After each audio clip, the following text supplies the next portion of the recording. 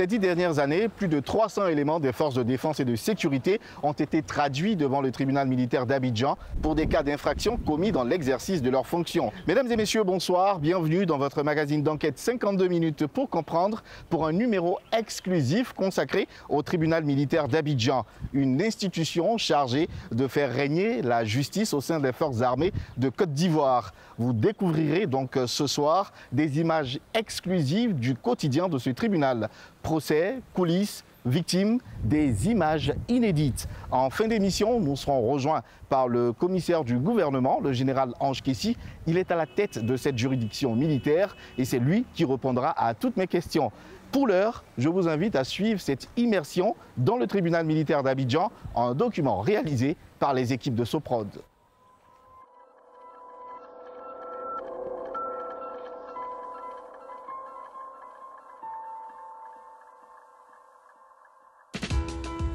Nul n'est censé enfreindre la loi, encore moins les forces de l'ordre. Depuis 2011, plus de 500 militaires seraient mis en cause dans différents délits. Raquettes, corruption, viol, meurtre, comme n'importe quel individu, les militaires sont jugés et condamnés. Seule différence, un seul lieu est habilité à les juger dans le pays. C'est le tribunal militaire d'Abidjan. Puis la demande de monsieur le commissaire du gouvernement en date du 12 janvier 2022 au fait de convocation du tribunal militaire pour le jugement de l'affaire suivie, puis l'article 100 du code de procédure militaire, fixant le lieu et la date de réunion du tribunal militaire à Odiangré le mercredi 23 février 2022 et jour suivant à 8h30 lors de la CTF, la convocation des juges. Merci. Mai dernier, après 9 années d'enquête, le procès d'un militaire soupçonné du meurtre d'un jeune homme s'ouvre enfin. Dans cette salle, les avocats des différentes parties et la famille de la victime sont présents. C'est le juge Dieket qui préside la séance. Vous êtes prêts pour juger aujourd'hui? Vous êtes prêts?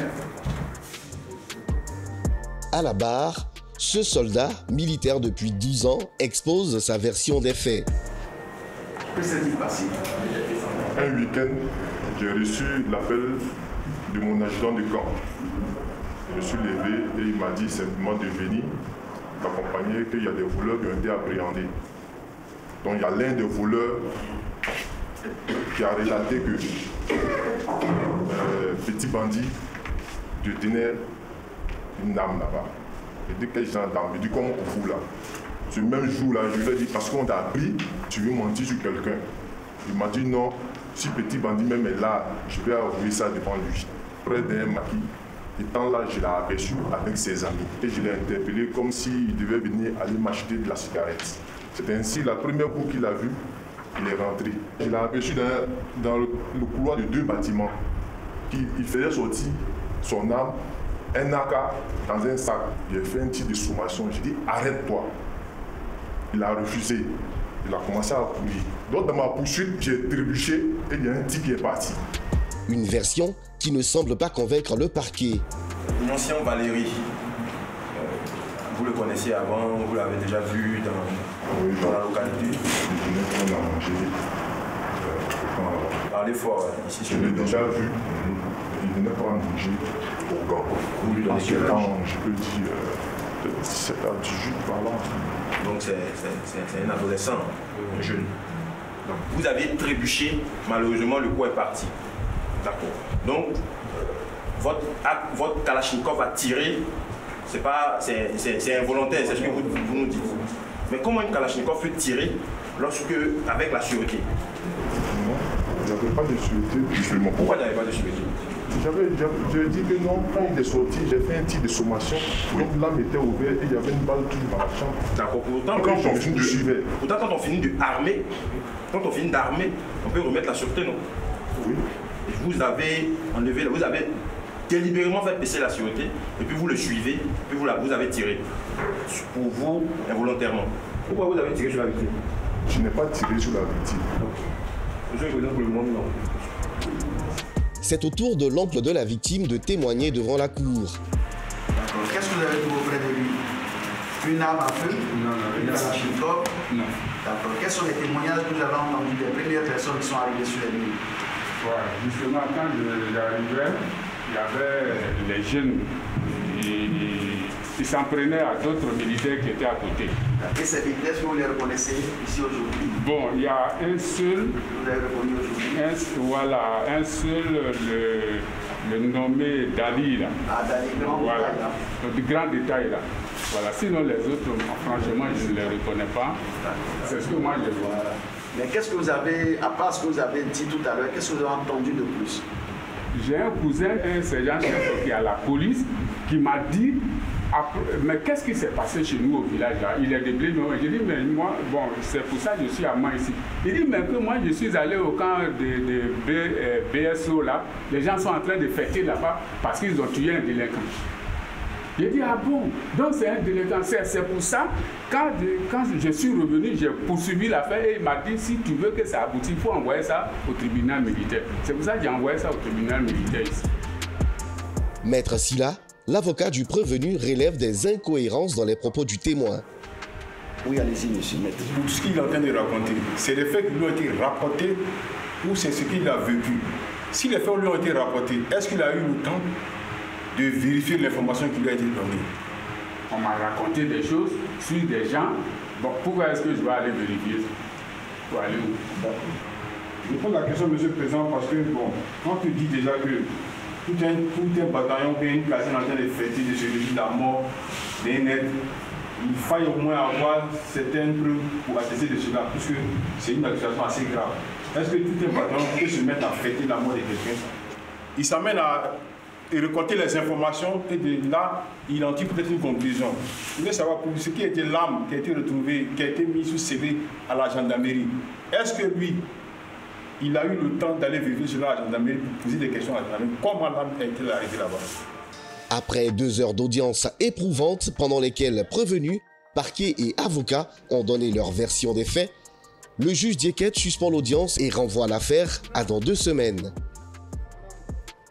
Le tribunal militaire d'Abidjan existe depuis 1974. Organisé comme les tribunaux civils, il fonctionne selon le code de procédure militaire contrôlé par la Cour suprême. Il est composé d'un siège avec 3 chambres dirigées par des juges d'instruction militaire chargés des enquêtes, d'un parquet présidé par le commissaire du gouvernement accompagné de 5 substituts. Il représente l'État de Côte d'Ivoire lors d'un procès. 4 jurés et un président d'audience qui est un magistrat civil de la cour d'appel siègent après avoir été nommé par décret. Avant un procès, les victimes viennent en premier lieu porter plainte. Maître Ignace, greffier en chef, est la porte d'entrée du tribunal. Son rôle, enregistrer les plaintes qui arrivent chaque jour. Bon, grand frère, commencer par le grand frère d'abord, hein. Voilà. Des crimes aux petits problèmes du quotidien en tant que citoyen, toutes les potentielles infractions commises par des militaires sont jugées par ce tribunal. Ici, ce plaignant est exaspéré par l'attitude de son voisin militaire. Laissez-moi expliquer une situation que je vis avec mon voisin, c'est un militaire. Qu'est-ce qu'il y a? Bon, depuis que nous sommes arrivés dans le quartier, on a trouvé là, mais il y a eu toujours... L'entente n'est pas bonne. Jusqu'à ce que, bon, il y a eu plusieurs actes. La dernière chose en date, c'était le vendredi. Il avait voulu faire son branchement de l'eau.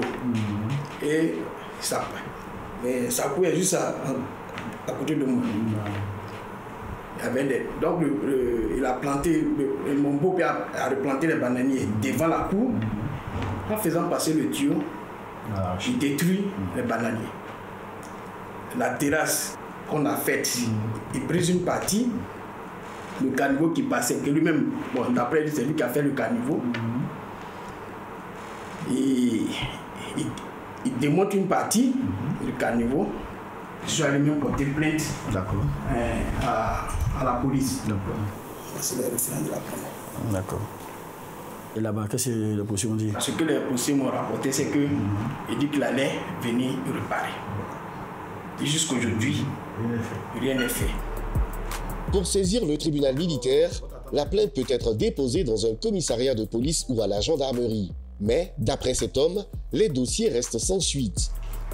Alors, vous avez été porté plainte dans un commissariat de police. Oui. Qu'est-ce qui vous emmène aujourd'hui au tribunal militaire? Bon, comme c'est un militaire, je me dis que bon, en venant ici, peut-être les autres, comme c'est la police, c'est pourquoi C'est vrai qu'il est allé une fois, mais jusqu'à présent, moi j'ai demandé au policier de lui dire, pour réparer le tort qu'il a fait, il avait dit qu'il allait venir réparer. Il allait venir s'excuser et réparer. Jusqu'à présent, il ne l'a pas fait. C'est pourquoi moi, je suis venu vers le tribunal militaire pour comprendre quelle est la démarche à suivre. D'accord, merci bien. Les piles de dossiers s'entassent dans les bureaux du greffier en chef. Chaque jour, Maître Ignace reçoit en moyenne une vingtaine de plaintes. Mais au-delà des plaintes déposées au tribunal militaire, les réseaux sociaux sont un nouvel outil pour alerter l'institution. Parmi les témoignages d'abus des forces de l'ordre qui fusent sur la toile, celui de la mort en février dernier d'Ahmed, un jeune homme de 33 ans, est devenu viral. Il aurait été battu à mort par des gendarmes. Pour tenter de comprendre ce qui s'est réellement passé, direction Yopougon. Sur les lieux du drame, nous rencontrons Aminata, la mère du défunt. C'est ici que tout s'est passé? Oui, c'est ici. Il devait venir dans la cour chez ma petite soeur ici. Donc il venait. Moi-même, j'ai appelé ma petite soeur. J'ai dit, Ahmed arrive chez toi. Elle dit que je ne suis pas là. J'ai dit, il faut te dépêcher pour venir, pour que tu puisses prendre quelque chose avec lui. Donc, c'est là ma grande surprise. Ils m'ont dit que c'est ici, ça s'est passé. Donc, quand il est sorti comme ça, il est rentré dans l'église. Il a sauté la clôture. Eux, ils ont sauté la clôture derrière lui. Donc, quand les gens sont venus partout, il est sorti, puis ils ont tiré en l'air. Les gens se sont dispersés. La vieille me dit qu'ils l'ont pris devant eux, ils l'ont mis dans le coffre de voiture. Et puis, ils sont partis avec lui de l'autre côté. Et puis après, ils sont venus le déposer. Ça vous fait quoi de revenir ici aujourd'hui? Ça me fait mal. Je suis tout le temps ici, chez ma soeur. Quand je viens, je me rappelle toujours, je saigne. Mais ici, je ne peux jamais dire que je viens. Personne, je peux interdire cette route. Mais je ne peux pas. Elle est mon tout. On fait tout ensemble. Quand je viens, elle me conseille, ne pleure pas, ne pleure pas. Mais je pleure toujours dans sa maison. Qu'est-ce que vous espérez aujourd'hui du fond de votre cœur? Je ne sais pas, j'ai mal, hein, j'ai mal. Je ne sais pas comment j'ai pu oublier parce que si au moins il était tombé malade, ils l'ont frappé, me donner, soigner, déposer, et puis mourir, ça allait me soulager. Mais comme ça, parler à quelqu'un, 30 minutes, et puis on te dit que la personne est morte. Hein? 30 minutes, on t'appelle la personne est morte. Mais moi, je n'arrive pas. C'est le bon Dieu seul qui peut m'aider à oublier ça. Et puis, je veux que la justice soit faite. Quand je vois les gens, même le monsieur vient de me dire, peut-être on croit qu'on va lui demander la matricule, parce qu'il nous connaît la matricule de la voiture. Il se dit qu'on va lui demander, donc lui ne peut pas rentrer dedans. Donc, je fais comment je laisse-moi à Dieu. Laisse-moi à Dieu. C'est Dieu seul qui a le dernier mot. C'est Dieu seul qui peut me dire. Quand la famille du défunt se réunit, l'émotion est encore palpable. Lui, il était à la maison, moi, mais je l'appelais à 13h. Il m'a fait dépôt de l'enfant là pour payer les médicaments. Il dit il ne se sent pas bien. Il va me rappeler. Vers 17h, son ami est venu me chercher à la maison que il est décédé. Donc quand je suis partie, il a demandé à son ami mais qu'est-ce qui s'est passé et puis il a eu quoi. Et là son ami m'a dit ce sont les c'est leur groupe là qui l'ont suivi. C'est sa moto. Ils sont partis tomber sur le verre. Un souci des tubes des aveugles. Ils ont pris l'argent qui était dans sa poche. Ils ont pris son téléphone. Ils ont pris sa chaîne. Ils ont pris sa montre iPhone. Ils ont pris une chose, bague là. Ils ont commencé à le frapper. Puis ils ont dit, il n'a qu'à démarrer sa moto. La moto là, c'est empreinte. Il dit, il ne démarre pas. Ils l'ont mis dans le coffre. Et puis ils sont partis avec lui. Vous avez parlé de quelqu'un qui s'appelle tout à l'heure, c'est qui? Il fait partie des gendarmes qui ont fait ça. Est-ce qu'il le connaissait auparavant? Tous on le connaît. Il est au quartier là-bas, tout le monde le connaît. Il avait des antécédents auparavant? Rien. Selon les témoignages, les coupables auraient tenté de faire passer leur acte pour un accident de moto.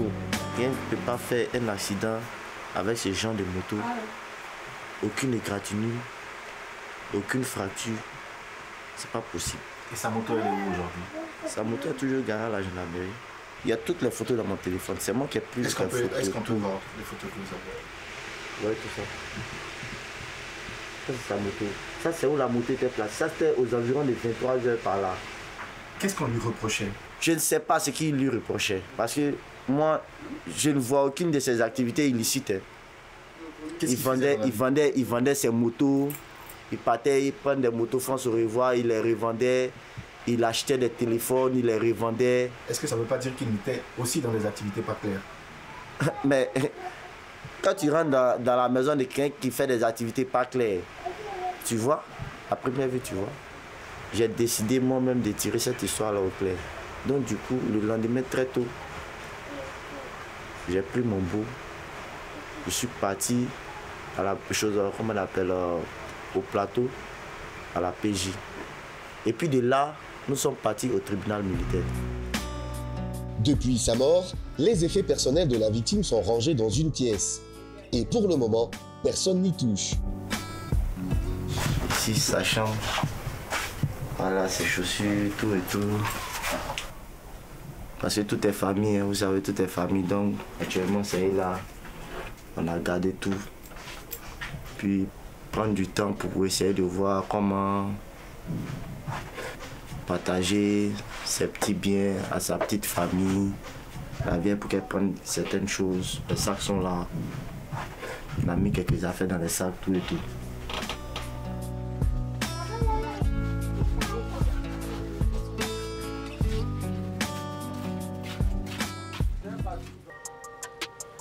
Au commissariat du 15e arrondissement dans la commune d'Abobo, commissaire Dibe troque son rôle de policier pour celui d'avocat militaire, une fonction qu'il occupe depuis 5 ans.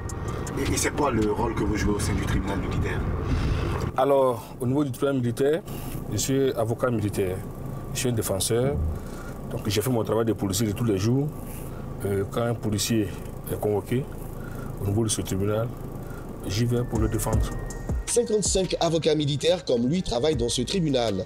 Leur rôle, assurer la défense des prévenus. Maître Dibe va maintenant récupérer le dossier d'un client pour constituer sa défense. Bonjour maître. Comment ça va? Quelle est la journée? D'accord. Est-ce que je peux avoir le dossier dont je voulais parler?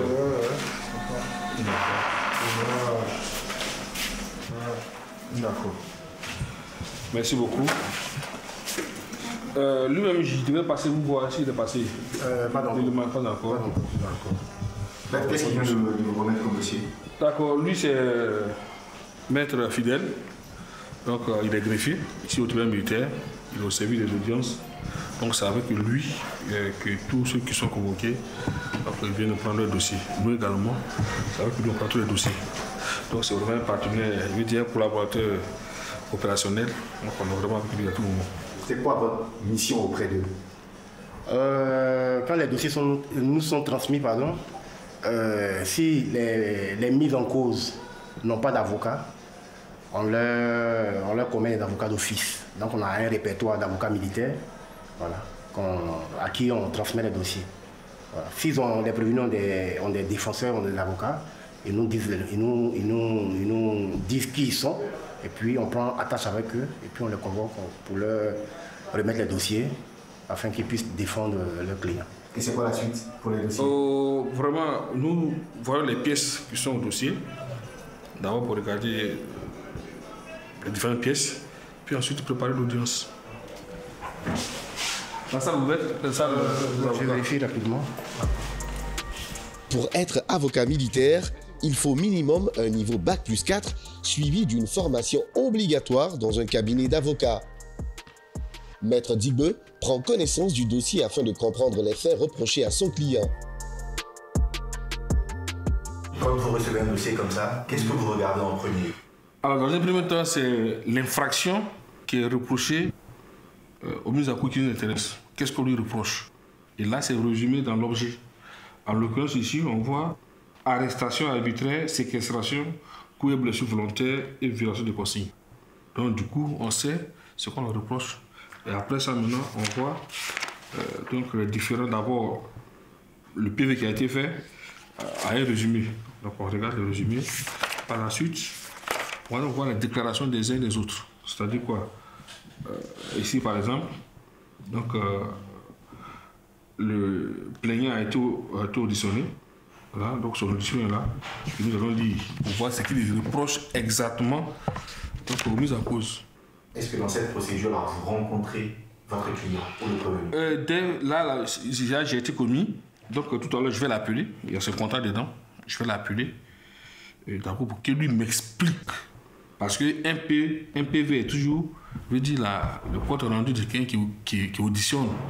Donc, il y a la notion de synthèse, il y a les résumés, il y a les phrases. Je vais écouter de vive voix mon client. Et avec ça, je vais voir, comparer avec ce qui est écrit. Et puis maintenant, de là, je peux dégager ma ligne de défense. Le premier échange avec son client se fait par téléphone. Oui, allô? Bonjour, sergent. Alors, je suis donc commissaire Dubé-Simon. Avocat militaire. Vous avez donc un dossier au tribunal militaire, donc j'ai été commis donc, pour vous défendre. Donc voilà un peu l'objet de mon appel. Oui, les faits, qu'est-ce qui s'est passé exactement ce jour-là? Ce qui s'est passé réellement ce jour-là. Ce jour, effectivement, j'étais désigné au poste de police. D'accord. D'accord. Les faits sont déroulés comme suit. D'accord. La dame est venue aux environs du matin. D'accord. 1h du matin. Et lorsque nous l'avons interpellée à notre poste, ouais. Elle se fait savoir elle était venue pour son parent qui était détenu au sein de notre service. D'accord. Qui est la société de police. D'accord. Et après explication, après qu'elle nous informe le cause de son arrivée, oui, depuis que nous avons instruit de se rendre à son domicile, qu'elle revienne plus tard le lendemain. D'accord. À cause dans ce qui concerne son parent. D'accord. Est-ce que vous l'avez porté des coups? Ça n'est pas vrai, nous ne l'avons pas porté des coups. D'accord. Tellement qu'elle arrivait très agitée. D'accord. D'accord. Première impression déjà, après la lecture et après l'échange avec lui. La plaignante ici se plaint du fait qu'on ait raflé son frère. Oui, on doit le rafler. Si je trouve à un moment où il ne fallait pas, à une heure qu'il ne fallait pas, on doit le rafler. Donc déjà, le fait qu'il se retrouve dans l'enceinte de la police de police, ce n'est pas irrégulier. Deuxièmement, nous avons donc appelé notre collaborateur pour voir les circonstances. Comment elle pense qu'elle a reçu des coups, on va voir les circonstances. Dans le cas d'espèce, votre ligne de défense, ça sera plaider non coupable? Oui, tel que c'est expliqué, a priori, ce n'est pas plaider non coupable. C'est dire que l'infraction qu'on reproche aux policiers n'existe même pas. Il n'a fait que son travail de policier. C'est ça. Quand on plaide non coupable, c'est comme si on ne reconnaît pas l'infraction. Mais ici, c'est vraiment atypique. On ne doit même pas lui reprocher, puisque c'est une grave qui a été organisée en bonne et due forme. Il n'y a pas d'infraction. Purement simplement. Voilà ce que nous avons comme ligne de conduite et ligne de défense. Le temps presse pour Maître Dibeu. Il ne dispose que de quelques jours pour préparer sa plaidoirie. Nous retrouvons Maître Ignace, le greffier en chef. Aujourd'hui, la famille d'Ahmed, jeune homme qui aurait été battu à mort par les gendarmes, vient suivre l'avancée du dossier après avoir porté plainte. Ah ouais, un peu. Le visage est un peu... Tu fais pas tout ça. C'est pas ça. D'accord. Je pense que, après au passage ici, je pense que peut-être que ça va aller un peu. D'accord. Il y a un peu d'eau pour calmer un peu les esprits, c'est bon? D'accord. Nouvelle maman. Ou bien c'est lui pour parler là. D'accord, on y va. On était déjà passé à 2 fois avec Déo. D'accord. Et bon, après ça, bon, nous avons eu la recommandation de M. Fofana de passer pour un rendez-vous. Donc c'est pour cela que nous sommes là aujourd'hui. C'est la demande du défunt. Demander chèque à l'aide. Oui, à Yopougon là. Voilà, Yopougon. D'accord. Voilà, c'est l'armée qui est là, donc nous sommes venus ensemble. D'accord. Nous allons passer à la direction générale de la police? Non, pas encore. D'accord. Et nous sommes venus, c'est ici que nous avons déposé la plainte. La dernière fois quand nous sommes venus, nous allons aller voir. Bon, après ça. Et quand c'est parti en haut, qu'est-ce qu'ils ont dit? On a dit que le dossier est en cours, qu'ils allaient nous appeler. Le dossier est en enquête. Aucune information ne doit être divulguée. Maître Ignace tente de rassurer la famille. C'est regrettable. Voilà, on cherche à savoir les circonstances dans lesquelles les choses sont passées.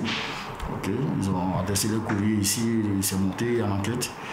Je pense que les services spécialisés sont à pied d'œuvre pour que la lumière soit faite aussi sur cette affaire. Direction à présent le secrétariat du commissaire du gouvernement pour déposer les plaintes reçues. Maître Kofi, oui. Toujours avec ces dossiers. Il y a un bon paquet de toi. C'est beaucoup, j'ai vu. Et il y a combien de dossiers inscrits? Oh, 24, je pense. 24. On va vérifier ça ensemble. Ok. Vous venez de recevoir des dossiers? Oui. C'est quoi? Qu'est-ce que vous avez? Je vérifie, ce sont les plaintes. Je vérifie le nom parce qu'il m'a transféré, il est venu avec le registre. Et il s'est marqué ici qu'il y a 24 dossiers. Et il faut que je vérifie effectivement qu'il y a vraiment 24 dossiers. Je finis, je fais ma décharge et je transmets ça au bureau du commissaire du gouvernement. Et lui, qu'est-ce qu'il aura à faire sur ce dossier? Après lecture, après avoir pris connaissance de chaque dossier, il les attribue au substitut. Il met en notation un règlement à l'amiable ou bien il envoie ça en enquête. Après la mise en poursuite des plaintes par le commissaire du gouvernement, c'est à ses substituts d'enclencher la procédure.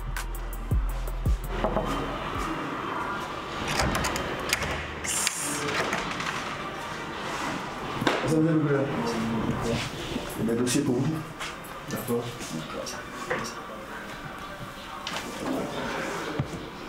D'accord. Il n'y a rien à décharger. Oh, oui, déjà fait. Le procureur Gabo, premier substitut du commissaire du gouvernement, voilà, a dit que nous avons publié ce dossier. Une fois que vous recevez ça et que vous engagez la procédure, votre rôle va jusqu'où dans cette procédure-là? Depuis que la victime porte la plainte, jusqu'à ce que le mis en cause qui est identifié dans la plainte-là soit jugé, le parquet est entièrement, j'allais dire, le centre nerveux de toute la procédure. Voilà. Merci, monsieur le procureur. Bonne journée à vous. Bonne journée à vous. Entre 2012 et 2021, 310 éléments des forces de défense et de sécurité ont été poursuivis pour des cas de meurtre, assassinat, coup mortel et homicide involontaire. 19 pour viol, 332 pour des faits de racket. En 5 ans, 36 officiers supérieurs ont comparu devant le tribunal militaire d'Abidjan. Yamoussoukro en plein cœur de la Côte d'Ivoire. Nous rencontrons Ange Kessi, commissaire du gouvernement depuis 22 ans. Ce jour, il procède à l'ouverture d'une formation des magistrats sur les crimes internationaux. La plupart des crimes internationaux sont perpétrés sur le théâtre, donc par les militaires. C'est pourquoi nous attendons des séminaristes une excellente formation, en espérant d'une part que vous serez suffisamment outillés pour faire face à la répression de ces infractions et que d'autre part, nos hommes ne commettront pas des crimes internationaux pour que vous ayez à recourir à vos connaissances apprises au cours de ces séminaires. En près de 50 ans d'existence, le tribunal militaire n'a jamais eu à traiter d'affaires pour des crimes qui violent les lois internationales. Ange Kessi ne doute pas des compétences de l'institution pour le faire en cas de besoin. Le tribunal militaire est compétent pour juger les crimes internationaux. Les crimes internationaux sont jugés par les institutions, par les juridictions nationales et internationales. Donc le tribunal militaire est compétent. Après sa conférence, c'est au pas de course qu'il retourne à Abidjan. Depuis plus de 10 ans, Ange Kessi pratique une lutte quotidienne contre le racket sur les routes.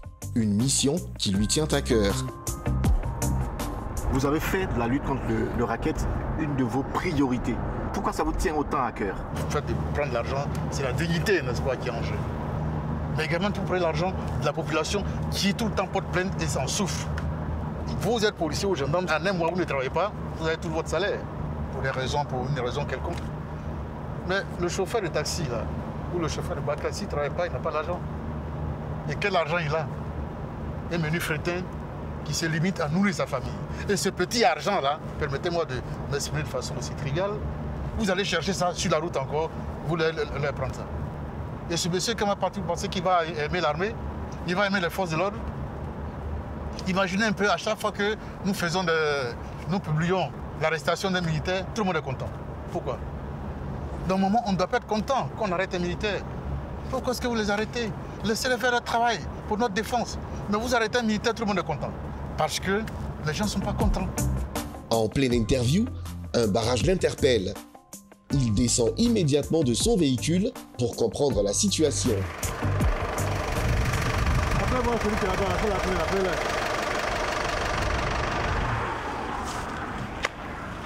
Bonjour, c'est qui conduit ça? C'est qui le conducteur ici là? C'est vous? Oui, chef. Et vous, c'est qui? Et vous?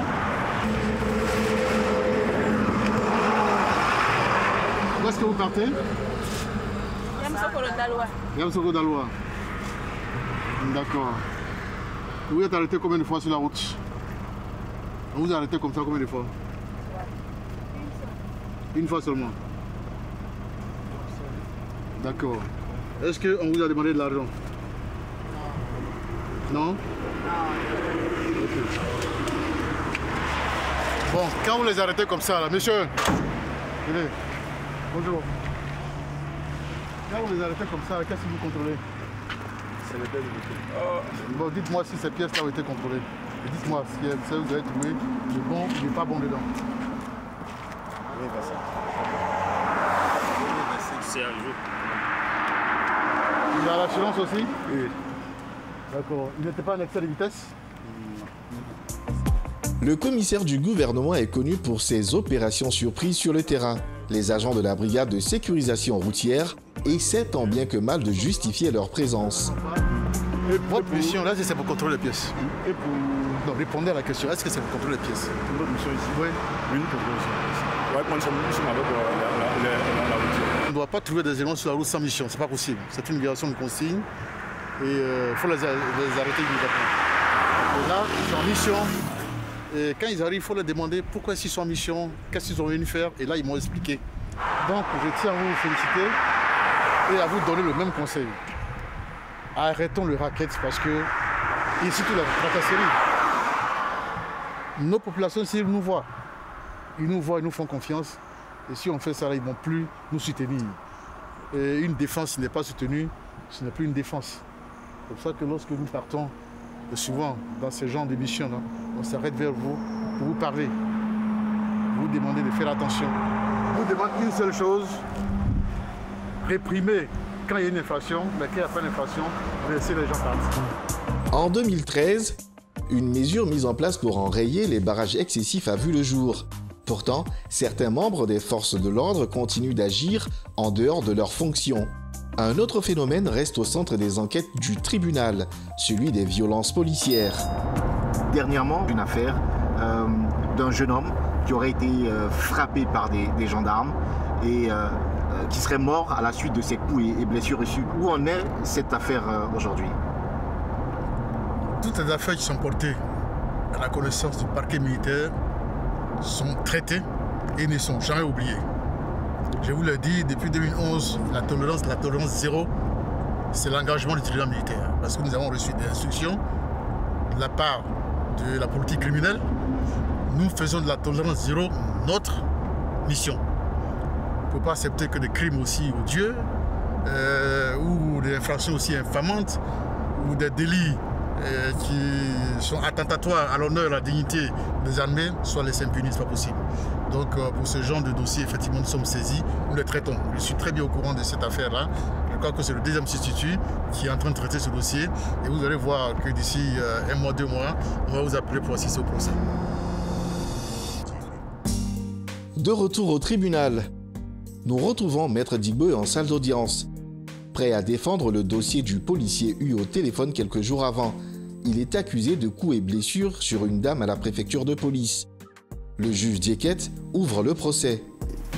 Vous avez entendu ce qu'on vous reproche? Oui, c'est volontaire, vous n'avez pas été auditionné devant l'inspection générale du ministère de l'Intérieur? Qu'est-ce qu'on vous a dit là-bas? Là-bas, ils m'ont dit que la dame a porté des plaintes contre moi. Vous la connaissez? Affirmatif. Où? À la préfecture de police d'Abidjan. Ce procès se tient sans la plaignante. Cette situation est habituelle par peur des victimes de représailles. Mais le parquet, qui représente l'État, est lui bien présent. Où étant, monsieur,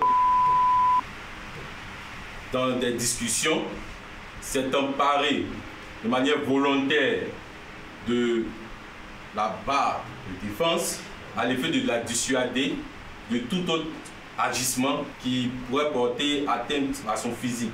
Malheureusement, selon lui, la dame aurait été frappée d'un coup de la barre de défense. Ces faits-là sont de plus véridiques puisque depuis l'enquête préliminaire jusqu'à ce matin, il diversifie dans ses dires. Il n'arrive pas à justifier véritablement l'acte qu'il a posé. Monsieur le Président, nous requérons que pour les faits de coups et blessures volontaires, monsieur soit déclaré coupable en répression 24 mois d'emprisonnement ferme. Chacune des parties joue ses dernières cartes avant le dénouement du procès. C'est au tour de Maître Digbe de plaider en faveur de son client. Monsieur le Président, les faits sont simples. Des rafles ont eu lieu aux alentours de 1h du matin. C'est normal. Le raflet est amené à la préfecture. Les parents arrivent. Ils ignorent les barrières de sécurité de la police et ils pénètrent dans la préfecture. Là, on leur dit, on ne rentre pas à cette heure. Ils veulent forcément rentrer. Non, ça c'est déjà un cas de trouble à l'ordre public. D'où l'utilisation de la matraque. La matraque n'est pas utilisée pour frapper. Je reprends mes propos.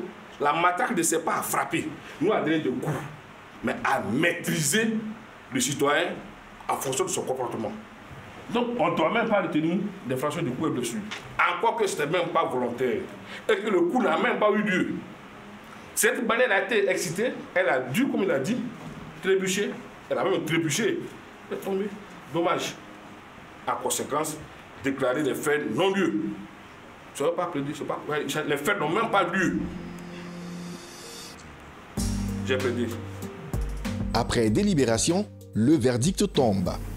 Le tribunal, statuant publiquement contradictoirement en matière correctionnelle en dernier ressort, déclare coupable donc des faits de coups et blessures volontaires et de violation de consigne mis à sa charge. En répression, le condamne à 3 mois d'emprisonnement ferme et à 50 000 francs d'amende. L'audience est suspendue. Fin de l'audience. C'est la douche froide pour Maître Digbe. Sa défense n'a pas convaincu la Cour sur l'innocence de son client. Vous avez requis le non-lieu. Effectivement, parce que ce qu'on reproche aux policiers ce jour n'a pas lieu, n'existe pas. Ce n'est pas une infraction. Il n'a pas donné de coup, il a fait un acte de police. Il faut donc faire la différence entre un coup porté et puis un acte de police. La police a de ceci spécifique qui a fait le maintien de l'ordre. Le maintien de l'ordre, il y a le matériel de maintien de l'ordre qu'on peut citer pêle-mêle, la matraque, les grenades.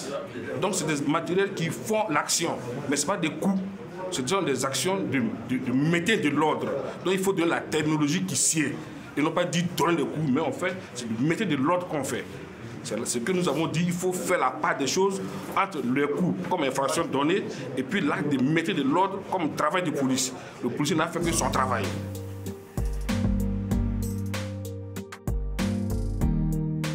Nous retrouvons le juge Diekette. Il va présider la dernière audience de l'affaire du soldat accusé d'avoir abattu un jeune homme en 2013. Le juge laisse place aux plaidoiries. C'est l'avocat de la famille qui se lance. On commence par la partie civile. Merci, Monsieur le Président. Nous sommes en 2013. À cette époque-là, M. Caporal était tout puissant. Ça donnait plusieurs sobriquets. Le tireur, le boss. Il y a une dame qui a assisté à la scène. Cette dame l'a dit que lorsqu'il a fini d'abattre le jeune homme, il lui a demandé où est l'arme. Mais s'il a vraiment une calage, tu ne peux pas se cacher. Mesdames, messieurs, retenez compte qu'il a assassiné M. Nyosin Valéry. Il a arraché ce jeune homme à l'affection de sa mère et de ses frères et sœurs. Il a décidé que dans cette famille, tout le monde devait pleurer. Il pleure encore aujourd'hui. Monsieur le Président, il y a eu assassinat. Et je pense que dans le secret de votre délibération, vous retiendrez qu'il y a eu assassinat. Ce crime-là a été commis volontairement par Valéry. J'ai plaidé pour l'instant. En réponse, Maître Sanogo, l'avocat du prévenu, tente d'appuyer sur les circonstances atténuantes de l'acte pour réduire la peine de son client. Il a tiré en l'air un coup de sommation. Oui, coup de sommation en vue de amener ce dernier à pouvoir s'arrêter, au mieux à obtempérer pour ce qu'il y a. Mais hélas, ce dernier a continué à courir, toujours avec une calache en main. Mais malheureusement pour comme il a dit, il a eu à trébucher. Et malheureusement, le coup est parti. Au vu de la blessure de ce dernier, il a d'abord sécurité la Kalachnikov et allé automatiquement pour avoir au moins des soins vis-à-vis de l'infirmier, pour venir aider ou bien sauver la vie de ce dernier. C'est le premier réflexe qu'on demande. Aider, sauver. Même quand bien même vous savez que vous avez commis un acte qui a peut-être eu à occasionner une blessure grave, mais au mieux là, vous cherchez à aider cette personne. Et c'est ce qu'il a fait. Avant de connaître le verdict, ce militaire exprime ses regrets. Je déplore la mort de l'ancien Valéry. Cela n'a pas été ma volonté. Le tribunal statuant publiquement contradictoirement en matière donc criminelle en dernier ressort déclare le prévenu coupable des faits mis à sa charge. En répression, le condamne à 10 ans d'emprisonnement ferme. Ordonne sa destitution militaire et sa perte de grade également. Décerne à son encontre mandat de dépôt. L'audience est suspendue pour une nouvelle composition.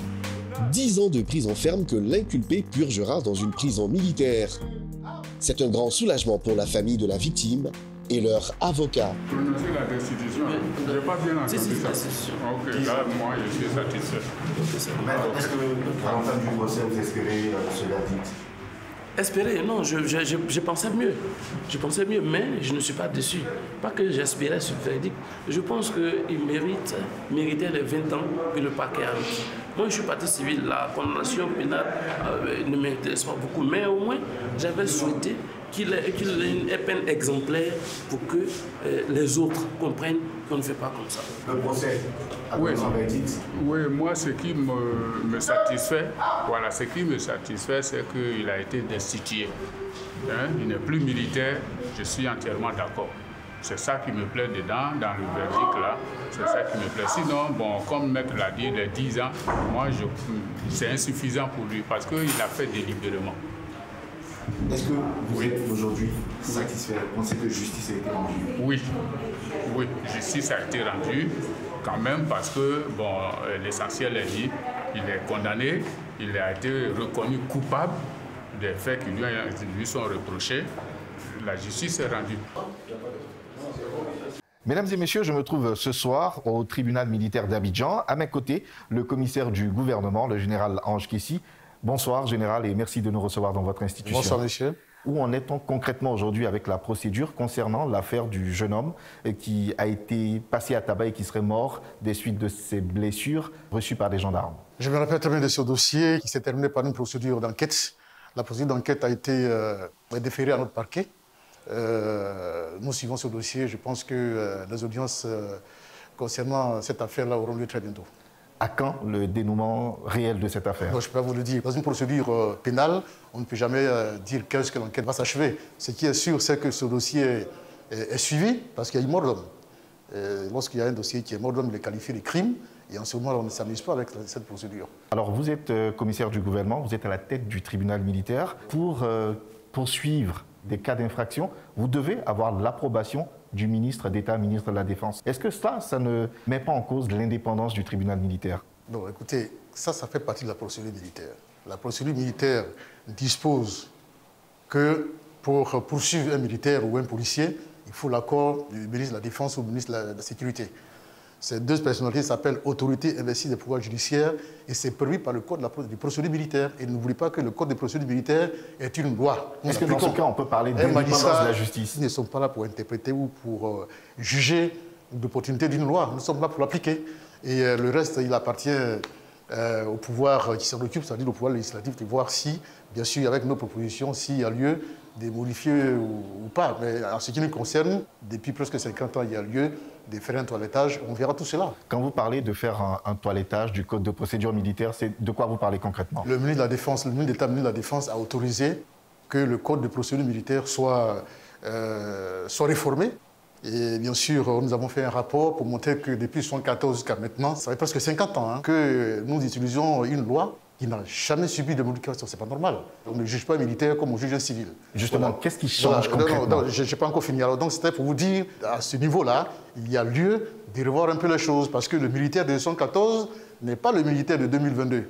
Alors, le code de procédure militaire sera revu quand? Le ministre de la Défense a autorisé un séminaire qui va réfléchir sur la façon dont nous allons réformer ce code. Je pense que d'ici l'année prochaine, nous allons mettre en projet une loi qui va certainement revoir les choses. Alors, vous insistez sur le fait qu'on ne juge pas un militaire comme on juge un civil. Absolument. Comment est-ce qu'un militaire doit être jugé?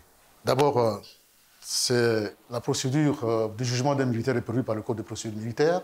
Vous commettez l'infraction, il y a l'enquête.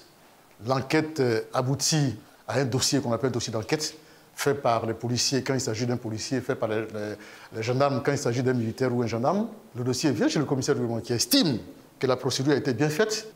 Nous donnons avis à l'autorité investie des pouvoirs judiciaires, qui peut être soit le ministre de la Défense, soit le ministre de la Sécurité, pour lui dire, monsieur le ministre, voici un militaire qui a commis des faits qui sont prévus et punis par la loi. Nous souhaitons que vous nous donniez l'autorisation de le juger. Et il nous envoie en retour ce qu'on appelle un ordre de poursuite, qui dit, monsieur le commissaire, vous avez demandé ma décision sur votre avis d'un dossier concernant telle personne. Je vous ordonne de le juger. Et cet ordre de poursuite-là est envoyé au chef d'état-major général, quand il s'agit d'un militaire, est envoyé au commandant supérieur de la gendarmerie quand il s'agit d'un gendarme, et quand il s'agit d'un policier, cet ordre signé par le ministre de la Sécurité est envoyé au DG de la police. Et en ce moment-là, cet élément est entre les mains de la justice militaire. Entre les mains de la justice militaire, et il ne doit pas bouger, il ne doit pas être muté, il ne doit pas voyager sans l'autorisation du commissaire du gouvernement. Que se passe-t-il réellement si le ministre de la Défense décide de ne pas donner une suite favorable? Depuis 2010, nous avons presque 100% de procédures qui nous sont parvenues avec un avis favorable. Dans le cas où ça arriverait? Dans le cas où ça arriverait, il devait savoir une chose. Le vrai commissaire du gouvernement, c'est le ministre de la Défense ou le ministre de la Sécurité. S'il décide de ne pas poursuivre, le dossier est classé. Il n'y a plus de recours. Même si le mis en cause est vraiment un grand bandit ou... Le vrai procureur du tribunal militaire, c'est le ministre de la Défense ou le ministre de la Sécurité. Parce que c'est eux qui ont l'opportunité de poursuivre. S'ils disent qu'ils ne poursuivent pas, c'est terminé, on classe le dossier. Évidemment, bon, si c'est un crime, la partie civile peut aller ester devant le tribunal civil. Là, c'est uniquement au niveau civil. Le tribunal militaire est compétent sur des questions militaires, mais il arrive que des officiers supérieurs ne soient pas jugés devant ce tribunal, comme ça a été le cas en 2017 avec le général Dogbo-Blé, qui a plutôt été jugé devant la cour d'assises. Pourquoi? Il faut que les faits aient été commis par un militaire, mais seul. Autrement dit, s'il y a 100 personnes qui ont commis une infraction en temps de paix, si parmi eux, il y a 99 militaires et qu'il y a un seul civil, le tribunal militaire n'est plus compétent, on envoie le dossier au tribunal civil. C'est l'inverse en temps de guerre. Sur le cas du général Dogbo-Blé. Bah, absolument. Évidemment, s'il a été jugé par le tribunal civil, par la cour d'assises, c'est uniquement parce qu'il a commis le fait en présence des civils. Il y avait certainement des civils dans cette affaire-là. Vous vous rappelez que parmi eux, il y avait certains qui étaient des vigiles ou des gardes-corps civils, etc.